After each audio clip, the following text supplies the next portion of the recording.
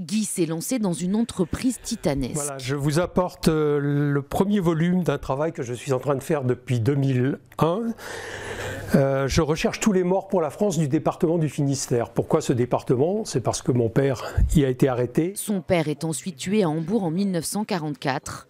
3 ans après, il est reconnu mort pour la France. Guy et ses 2 sœurs obtiennent alors le statut de pupille de la nation. C'est une sorte de reconnaissance, tout simplement. Mais bon, on en est fier d'un côté et pas fier de l'autre. On aurait préféré ne pas les avoir. L'homme de 77 ans a toujours cette petite carte dans la poche.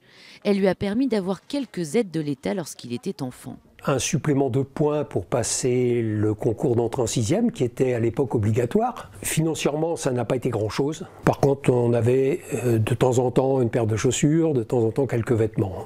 L'État français propose aujourd'hui des indemnités de réparation à certains de ses pupilles, une aide bien trop tardive pour lui. C'est nos parents qui en auraient eu besoin pour nous élever à l'époque.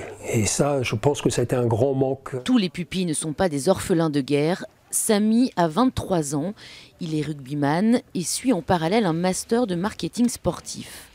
Il est adopté par l'État à l'âge de 4 ans, lorsque son père, policier, est tué en service. Moi, ça m'a été très utile, j'ai fait des choses que j'aurais pas pu faire. J'ai des amis, j'ai des gens autour de moi qui n'ont pas eu la chance parce que financièrement c'était plus court, de faire des choses. Samy est boursier, il est passé par l'école des pupilles de l'air de Grenoble. Un soutien de l'État et un statut qu'il garde pour lui. C'est quelque chose que je fais, que je porte, mais c'est pas un avantage, c'est pas un poids. C'est quelque chose que je garde pour moi, c'est quelque chose qui me fait avancer. Il y a aujourd'hui près de 35 000 pupilles de la nation en France. Cette année, 105 personnes ont été adoptées par l'État.